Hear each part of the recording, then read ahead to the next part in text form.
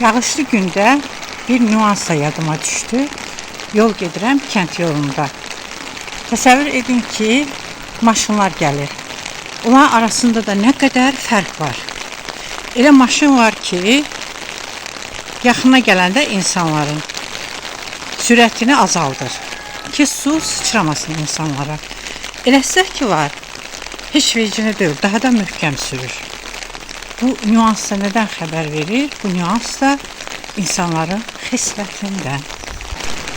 Özə fikir vermişəm, bilirsiniz kimlər o sürətlə sürür, o suyu sənin üstünə sıçradır. O Jigulilər, o Moskviçlər, o köhnə maşınlar var, cırıq-cındır. Bax onlar.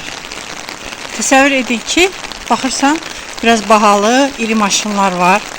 Onlar yavaşıdır. Amma o ki var ha, köhnə kürüş. Əsas qəzaları törədənlər də onların sürücüləridir. Daha çox. Ona görə deyirəm, bir şey danışanda məsələnin mahiyyətinə fikir verin. Varlı kasıba yox. Elə varlı var, varlı deyəndə müəyyən imkanı var. Nəsə edir. Yaltaq deyil. Yəni o varlılar görməmiş olurlar ki, onlar var dövləti zəhmətləri ilə yox, öz bacarıqları ilə yox, müftə qazanıblar.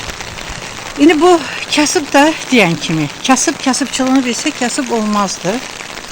Və bilmirəm, o öz maşınları ilə nəyi sübut eləmək istəyirlər, amma çox pis gündə görünürlər və sonra da qəza törədəndə nəsə olanda islanmış cücəyə dönüb ortada dururlar yazıq-yazıq. Ona görə deyirəm ki, insanlara yazığınız gəlməsin.